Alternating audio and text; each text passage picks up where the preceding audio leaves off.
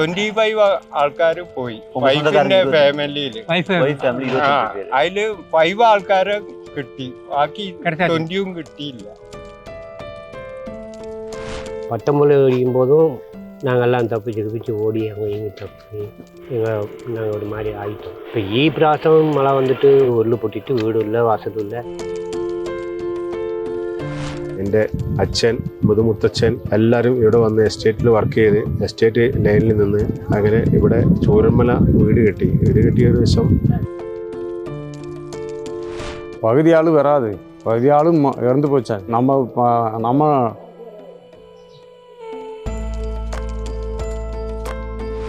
யாரெல்லாம் வருது எழுது போகுது என்னல்ல ஒன்றுமே இதுவரை சொல்லியதே இல்லை. இன்னைக்கு 15 നാളാச்சு.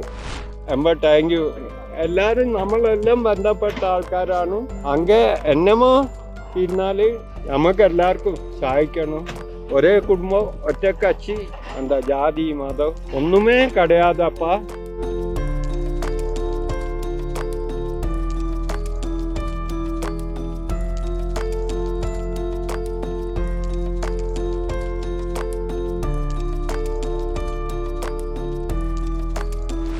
எந்த ஏரியா நீங்க? அங்கே முண்டக்கை. அங்கேயும் நடந்திருக்கு இல்லையா நிலச்சரி? ஆமாம், அங்கேருந்து தான் மொத்தமாக வந்திருக்கு. உங்களுக்கு ஏதாவது பாதிப்பு இருக்கா உங்களுக்கு? அங்கே வீடெல்லாம் போச்சு. இது எத்தனை வருஷமா அந்த வீட்டில் இருக்கீங்க நீங்கள்? அங்கே 2 வருஷமா புது வீடு கட்டிட்டு அங்கே இருக்கேன். ஓ, புது வீடு கட்டுறீங்க. எவ்வளோ ரொம்ப செலவு பண்ணி கட்டிருப்பீங்கல்ல? ஆமாம், 2 நல்ல வீடு, பெரிய வீடு, 2 மாடி வீடு. ஆமாம். யார் யாரெல்லாம் இருந்தீங்க அதில்? நான், மாமா, குடும்பம் எல்லாமே. மற்றவங்கலாம் யாருக்கும் ஒன்றும் ஆகல? இல்லை, வீடு எல்லாம் ஓடி போச்சு. எப்படி அது நடந்த அன்னைக்கு நீங்கள் எப்படி தப்பிச்சு போனீங்க? அதில் நாங்கள் அந்த சவுண்டு கேட்டதும் அப்படியே மேலேக்கு ஓடி போச்சு. வீட்டில் இருந்து இறங்கி ஓடிட்டேன்.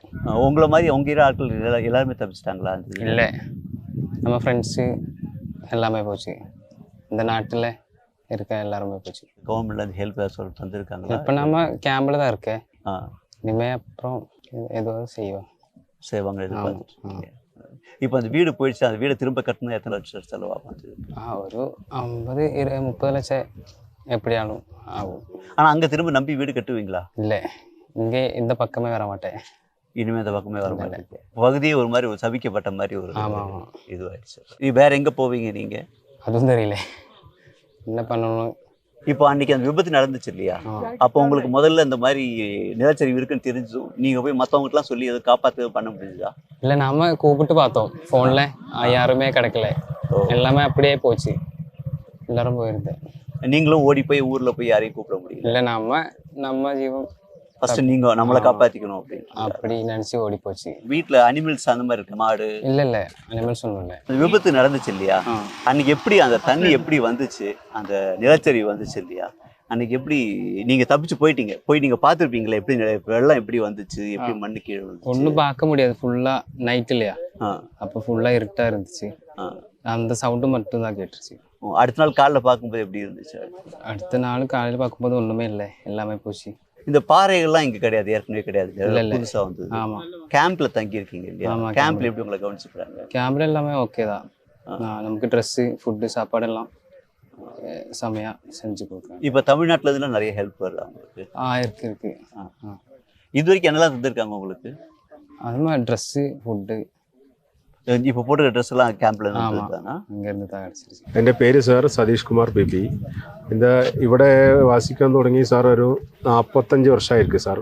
എൻ്റെ വയസ്സ് 45. എൻ്റെ അച്ഛൻ, മുതുമുത്തച്ഛൻ എല്ലാവരും ഇവിടെ വന്ന് എസ്റ്റേറ്റിൽ വർക്ക് ചെയ്ത് എസ്റ്റേറ്റ് ലൈനിൽ നിന്ന് അങ്ങനെ ഇവിടെ ചൂരന്മല വീട് കെട്ടിയ ഒരു ദിവസം 40 വർഷമായിരിക്കും. നമ്മളെ ഫ്രണ്ട്സ്, കുടുംബക്കാർ ഒരുവിധം എല്ലാവരും ഇതിൽ പോയിട്ടുണ്ട്.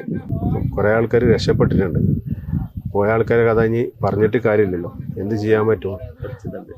ഒരു 1 മണി സമയമായ സമയത്ത് കോഴിക്കോട് നിന്ന് ഒരു ഫോൺ വന്നിരുச்சு, ഉരുൾപൊട്ടിയെന്ന് പറഞ്ഞു. அது சொல்லி அது முன்னாடி ദിവസം പൊട്ടിയിരിക്കും, ഈ ദിവസം எல்லாமே. അത് കഴിഞ്ഞ് ഒരു കാമണിക്കൂർ ആയിച്ച് അപ്പോഴാണ് നമ്മൾ വീട്ടിൽ വെള്ളം കയറി സാർ.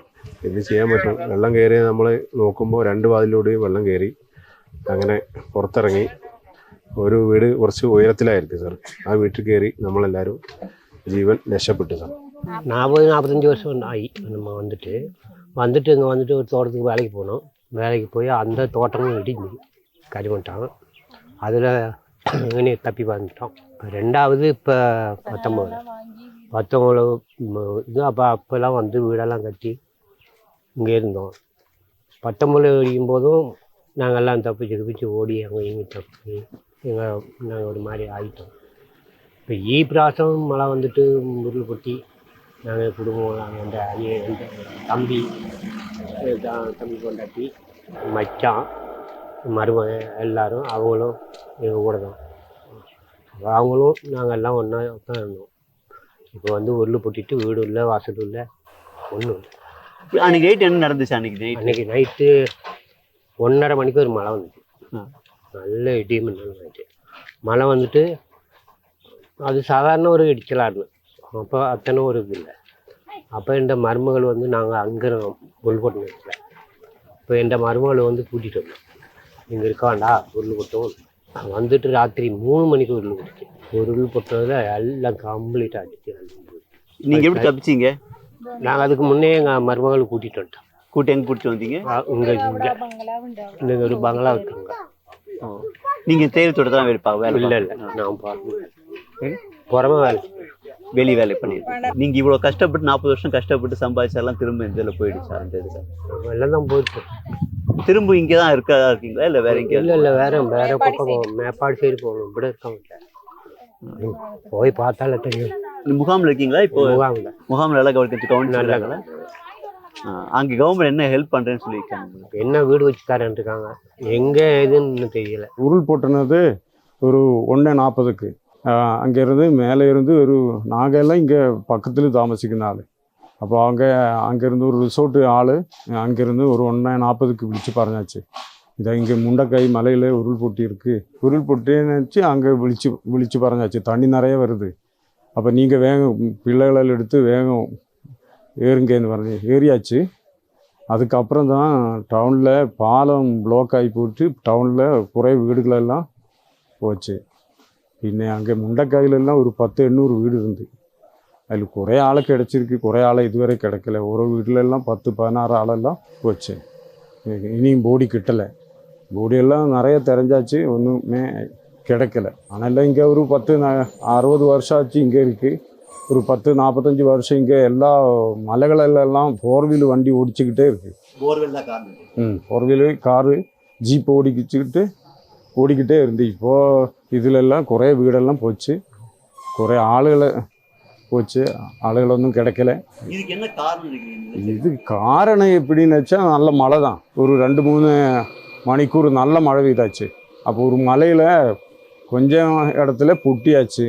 பொட்டி அங்கே தண்ணி நின்றுக்கிட்டு அதுக்கப்புறம் ஒரு 1:30 மணிக்கு பஸ்ஸில் பொட்டியாச்சு. பஸ்ஸில் பொட்டும்போது இங்கே டவுனு பக்கத்தில் பாலம் இருந்து அது பாலம் மரம் எல்லாம் தங்கியாச்சு. நாங்கள் எல்லாம் ரஷப்பட்டு என்னாச்சா அங்கே ஒரு புதிய பில்டிங் இருக்குது, ஒரு ஸ்கூல் பில்டிங்கு. அதில் வந்து மரங்களெல்லாம் அங்கே நிறைய தங்கியாச்சு. அதனால தண்ணி அங்கே திருப்பி போனதுனால தான் நாங்கள் இதை பள்ளி எல்லாம் இருந்து. അല്ലെങ്കിൽ இது டவுனு மொத்தம் ஒரு 10-100 வீடு இனியும் போய்கிட்டே இருக்கு. அது കഴിഞ്ഞ് ஒரு 2 மணிக்கூர் കഴിഞ്ഞിട്ട് 3 மணிக்கு தான் ரெண்டாமത്തെ பொட்டல். அதிலும் நிறைய வீடுகள் போயாச்சு. அதுக்கு முன்னால் குறை ஆளெல்லாம் ரஷப்பட்டாச்சு. இது முதல் தடவை நிலச்சரி வந்துமே நீங்கள் எஸ்கேப் ஆகலையா? இல்லை, இங்கேருந்து ஒரு 3 கிலோமீட்டர் அப்புறம் தான் பொட்டி இருக்குது முண்டக்காயில். அப்போ இங்கே வராதுன்னு இல்லை, அப்போ நாங்கள் எல்லாம் வீட்டில் இருக்கும்போது நம்ம பையன் ஒரு அம்மோசன் அப்போ இருக்குது, அவங்க அங்கே ஒரு மேலே ரிசோர்ட்டில் இருக்குது. அவங்க விழிச்சு പറഞ്ഞாச்சு, இங்கே பொட்டியாச்சு, நீங்கள் வேகம் கணுதுங்க, அல்லங்க இங்கே தண்ணி வரும். அப்போ தண்ணி நாங்கள் வாதில் திறக்கும்போது தண்ணி இங்கே வந்தாச்சு. வந்தாச்சு வந்து அப்போவே பிள்ளைகளெல்லாம் எடுத்து ஜீப் இருந்து ஜீப்பில் கட்டி ரோட்டில் வச்சுக்கிட்டு പിന്നെ நாங்கள் அங்கே வச்சு இங்கேருந்து ஒரு 2-3 ஆளுகள். பயங்கர சத்தம், கரண்ட் ஒன்றுமே இல்லை, கையெல்லாம் ஒடிஞ்சிட்டு ஒரு ஆளை கொண்டு போய் ஹாஸ்பிட்டலில் விட்டு அதுக்கப்புறம் தான் பிள்ளைகளெல்லாம் எடுத்துகிட்டு சின்ன மகள் எடுத்துட்டு போயாச்சு. പിന്നെ ஒரு 4-5 வருஷம் நம்ம வீட்டில் தண்ணி நிறைய வந்தாச்சு, சளியும் அதெல்லாம் கூறி விருத்தியாக்கி நாங்கள் இப்போ 2-3 நாளுக்கு இங்கே தான் தாமசம் ஆக்கியிருக்கு. அதான் வீடு. தைரியம்னு பின்ன எங்கே போகுது? வேற என்ன, சர்க்கார் எல்லாம் எப்படி என்ன செய்யுது? எத்தனை வீடு கொடுக்கணும். இப்ப கவர்மெண்ட் ஒன்றும் சொல்லலையா? கவர்மெண்ட் எல்லாம் வீடெல்லாம் வச்சு கொடுக்கணும் சொல்லியிருக்கு. அதுக்கு எல்லாரும் இப்போ ஹாஸ்பிட்டல் தான் இருக்குது. இப்ப வேற இடம் கொடுத்தாச்சுனாக்க நீங்க அங்க ஷிஃப்ட் ஆகி போவீங்களா? வேற இடம் கொடுத்தா எல்லாரும் இங்கே வீடு இல்லாத ஆளுகளெல்லாம் ஷிஃப்ட் ஆகி போகுது. வேற என்ன, இங்கே ஒன்றுமே இல்லை, வீடெல்லாம் போய் இல்லையா, அதனால இந்த சிட்டி திரும்ப உருவாகிறதுக்கு ரொம்ப நாள் ஆகும். ரொம்ப நாளாக இருக்கும். நீங்க எவ்வளவு வருஷமா இங்க இருக்கீங்க? இன்னைக்கு இப்போ 65 வயசாச்சு. நான் இங்கே மலப்புரம் ஜில்லையிலேருந்து ஃபஸ்ட்டில் வாப்பா அச்சன் அம்மா எல்லாம் வந்தது இங்கே வந்து வேலையில் எடுத்து இங்கே இருக்குது. நீங்க என்ன வேலைங்க? நான் டிரைவிங், 4 வீலர் ஜீப்பு டிரைவிங் தான். ஒரு 45 வருஷம் ஆச்சு. அதுதான் 20 வயசில் டூரிசம் நிறைய இருந்து இடம். இனி டூரிசம் எப்படி இருக்கும்? ஒரு 2-3 மாதம் கழியும் இதெல்லாம் மறந்துடும். இப்போ எங்கே ஒரு 2-3 வருஷத்துக்கு முன்னால் புத்துமலையிலெல்லாம் உருள் பொட்டியாச்சு. அங்கெல்லாம் டூரிஸ்ட் 2வது வந்து இல்லையா, அதனால. இங்க மோடி வந்தார் இல்லையா? மோடி வந்து அதை மீட் பண்ணாரா? வந்தாச்சு. மீட் பண்ணாரா? நாங்கள் வீட்டிலிருந்து பார்த்தாச்சு. ராகுல் காந்தி இங்க வந்து ராகுல் காந்தி வந்தாச்சு. யார் ரொம்ப நல்லா மக்களோட நல்லா பழகி அந்த மாதிரி? எல்லா ராஷ்டிரக்காரும் நல்லா இருக்கு. உங்க உறவினர்கள் யாராவது இதுல பாதிக்கப்பட்டு? நம்ம பையன் அம்மாவனே அவங்க ஒரு 18 வயசாக ஒரு குழந்தை போயாச்சு. அங்கே நிலம்பூர்லேருந்து போடி கிடச்சாச்சு. பின்ன அவங்க அம்மா கிடைக்கல. நிலம்பூர் இங்கே எத்தனை கிலோமீட்டர்? நிலம்பூர் இங்கே இருந்து இதில் போனால் ஒரு 10 கிலோமீட்டர் தான் இருக்குது. காலிக்கட்டு வழி போனால் 100 கிலோமீட்டர் இருக்குது. இங்கே நிலம்பூர் ரோடு வரும்னு நம்மளாம் சின்ன வயசுலேயே கேட்டுக்கிட்டே இருக்குது. இதுவரை வரல. நிலம்பூர் ரோடு வந்தால் இங்கேருந்து ஒரு 8 கிலோமீட்டரில் நிலம்பூர் டவுனில் எத்துது. நிலம்பூர் அவ்வளோ தூரத்துலேருந்து அவ்வளோ தூரம் அவ்வளோ அத்தனை போச்சு. இங்கேருந்து ஒரு 4-5 புழா, ஒரே புழா ஆகிட்டு போகுது அங்கே நிலம்பூர் இது பக்கத்தில். ஊர் ஜனங்கள் ரொம்ப சந்தோஷமா ஒரு இதுவாக இருக்கும். இதெல்லாம் ஜனங்கள் எல்லாம் வந்தால் தான் சந்தோஷம் இருக்கும். பகுதி ஆளும் வராது. பகுதி ஆளும் இறந்து போச்சாங்க. அதனால நண்பர்கள் நிறைய பேர் இதில் நிறையா இருக்குது. நம்ம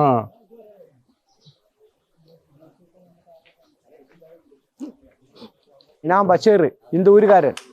இங்கே வளர்ந்த ஆள். இப்போ வியாபாரம் இங்கே பண்ணல தொடங்கிட்டு ஒரு 30 வருஷத்துக்கு மேலே ஆச்சு. இது ராத்திரி 1 மணிக்கெல்லாம் அண்ணன் பொண்ணு என்னை கூப்பிட்டுருச்சு, இங்கே உருள் விட்டுருக்கு, என்னென்ன பண்ணான். இப்போ நான் அந்த அவள்கிட்ட சொன்னேன், என்னென்னு தெரிஞ்சுட்டு நான் கூப்பிடுறேன்னு. அப்போ அதுக்கு மேலே என் கடையிலே பக்கத்தில் உள்ள ஆளே கூப்பிட்டு சொல்லிடுச்சு, கடையெல்லாம் போயிடுச்சு, இந்த மாதிரி இருக்குன்னு. அப்போ எந்திரிச்சு வரும்போது கொண்டாட்டி வீட்டில் அங்கே இருக்க போகக்கூடாது அப்படி இப்படின்னு சொல்லிட்டு. இப்போ அப்படி வந்ததுக்கு அதிൻ്റെ அப்புறம் இங்கே நிறைய வண்டி வாகனம் எல்லாமே ஃபயர் ஃபோர்ஸ் எல்லாம் வந்திருக்கு. அப்போ காலையில் வர முடியலை. அது കഴിഞ്ഞ് 1 മണിക്കൂറൊക്കെല്ലാം முடிஞ்சதுக்கு 2வது மீண்டும் உடஞ்சிருச்சு. அது அபாரமான சத்தம், கேட்கவே முடியாது, அந்த மாதிரி ஒரு சத்தம். அப்போ என்ன பண்ணிடுச்சு, எல்லாருமே காப்பாற்றணும் சொல்லிட்டு எல்லா ஆൾക്കാரும் வீட்டில் வந்துடுச்சு. இங்கே எல்லாமே கரண்ட் வெளிச்சம் ஒன்றுமே இல்லை. அப்போ என் வீட்டில் இன்வெர்டர் இருக்குது, வெளிச்சம். அப்போ எல்லா ஆൾക്കാரும் காப்பாற்றணும்னு சொல்லிட்டு வந்துடுச்சு. என்ன பண்ணுறதுன்னு தெரியாத, காலெல்லாம் நடுங்குது. அப்புறம் எல்லோரும் வந்து எல்லோரும் உட்கார வச்சு காப்பியெல்லாம் காய்ச்சி எல்லாருக்கும் கொடுத்து பார்க்கும்போது நிறைய வண்டி ஆள் எல்லாமே இங்கே ஒன்றுமே புரியலை. அப்போ 3 மணி வரை எல்லோரும் அங்கே இருந்துருச்சு. பாக்கி எல்லா ஆൾക്കാரும் எந்திரிச்சிட்டு அப்படி இப்படி கொஞ்சம் அந்த பக்கம் இந்த பக்கம் போய், நான் காலையில் 6 மணிக்கு தான் பின்ன அங்கேருந்து வருது. வந்து பார்க்கும்போது எல்லாமே போச்சு. எங்கே எல்லாம் தரமட்டமாக இருக்குது. வரவும் முடியலை, இங்கேயும் வர முடியலை, அங்கேயும் வர முடியலை. அந்த மாதிரி ஒரு சூழ்நிலை. ஆக டென்ஷன். பாக்கி காலுங்கையில் நடுங்குது, எல்லாமே போச்சு. கடை இல்லை, இங்கே பேக்கில் ஆள் இல்லை. கடையில் எங்கள் முதலாளி பொண்டாட்டி, முதலாளி முன்னாடியே செத்து போயிடுச்சு. முதலாளி பொண்டாட்டி ஒரு குழந்தையெல்லாம் செத்து போயிடுச்சு. அதுக்கு மேலே அந்த பக்கத்தில் உள்ள ஒரு ஆள், அந்த ஆளும் செத்து போயிடுச்சு. இதுவரையும் இந்த நடக்கிறதுன்னு யாருமே விட்டு போகவே இல்லை. ஒன்றுமே சொல்ல முடியாது, ஒன்றுமே இல்லை. இப்போ செத்து போயிருங்களெல்லாம் போயிடுச்சு. இப்போ வேலையும் இல்லாத நான் இந்த மாதிரி நிறைய கடைக்காரர் எல்லாமே கடை ஒன்றுமே இல்லை, ஒன்றுமே பண்ண முடியாது. ஹோட்டலு டூரிஸ்டும் வரும்போது நல்லா அதுதான் எங்கள் ஏக பழப்பு. அதுக்கு அதில் இருந்து தான் எல்லா வருமானம். இப்போ உள்ளவங்களை படித்தது இதுவரை வீடு கட்டுறதக்க அந்த மாதிரி தான். அப்போ இப்போ எல்லாமே போச்சு, ரொம்ப நாளாச்சு. அது நான் இல்லை, என்ன மாதிரி நிறைய ஆள் இங்கே இருக்குது, யாருக்குமே வேலை இல்லை, அப்படி இருக்குது. எல்லாருமே வந்து போயிடுச்சு. என்ன பண்ணுறது ஒன்றுமே தெரியாது. அது வீடு இல்லாதவருக்கெல்லாம் வீடு கிடைக்கும். எங்களுக்கு வீடு கொஞ்சம் மேலே வீடுன்னு போகல. அது கடனோடு இதாயிட்டு ஒன்றுமே இதுவரை பேசியதே இல்லை. யாரெல்லாம் வருது எழுது போகுது என்னல்ல ஒன்றுமே இதுவரை சொல்லியதே இல்லை. இன்னைக்கு 15 நாளாச்சு. ഗവൺമെൻറ് സൈഡിൽ നിന്ന് ഒന്നുമേ கிடைக்காது ഇതുവരെ ഒന്നുമേ கிடைச்சதில்லை அதுக்கு பற்றி ஒன்றும் கேட்டதில்லை இனி என்ன நடக்கும்னு எங்களுக்கு ஒன்றுமே புரியாது இப்போ திரும்ப ஹோட்டலை திரும்ப நடத்துற சூழல் இருக்கா? நடத்த முடியாது கடையே எல்லாம் போச்சு அப்போ அதுக்கு நடத்துறதுக்கு நிறைய ஃபார்மாலிட்டிஸ் இருக்குது பில்டிங்கு கட்டணும் அதுக்கப்புறம் அதில் இருந்த ஒரு எங்கேருந்து ஒரு ஸ்பூனு வரை வாங்கிட்டு வேணும் தொடங்குறதுக்கு லட்சமாக சாதனம் எல்லாம் வாங்கிட்டு தான் வியாபாரமே பண்ணுது இப்போ அதில் ஒரு துரும்பு கூட எடுக்க முடியாத அந்த மாதிரி சூழ்நிலையில் இருக்குது அந்த கடை பார்த்துருச்சுன்னு உங்களுக்கே தெரியும் இங்கே தான் பக்கத்தில் தான் கடை. உங்க வீடு எங்க? முண்டக்கேரி. இந்த இதுல எந்த அளவுக்கு பாதிச்சிருக்கீங்க நீங்க? உங்க வீட்டுல யாரும் பாதிச்சிருக்காங்க? இல்லை யாரும் இல்லை. இந்த மாதிரி முன்ன நிலச்சரி வந்திருக்கா இங்க?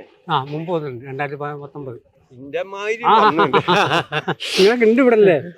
ശരി. നിങ്ങൾ എവിടുത്താതാ? ഇവിടെ മുണ്ടക്കേരി, ഇവിടെ ചുരമല ഈ ഏരിയ. വരും നയിക്കും ഞാൻ ഇംഗിലാവിനും പോകും. അതാണ്. உங்க வீடு இங்க தானா? ആ അതാ കാണുന്നത്. എസ്റ്റേറ്റ് കോട്ടയം. അതാ ഈ കാണുന്നത്. இப்ப இருக்கா வீடு? ഇല്ല, പോയി. ഒരു വിറ്റി മാത്രം. കാണാം. ഞാൻ ഇപ്പം വരികയാണ്. ഞാൻ നാട്ടിലായിരുന്നു. ഇവിടെ അല്ലേ? മദറിന് സുഖമില്ലാതെ അവിടെ ട്രീറ്റ്മെന്റ് ചെയ്യാൻ ഞാനേ ഉള്ളു. சரி சரி. പെങ്ങളും കൂടെ ജീവിക്കാണ്. ஆ. അപ്പൊ പിരിച്ചെല്ലാം കൊടുത്തിട്ട് ഒന്ന് കാണാൻ വന്ന. പിന്നെ നമ്മളെ കുടുംബം എന്ന് പറഞ്ഞാല് സേഫ്റ്റി വരവൊക്കെ നമ്മളെ കുടുംബം.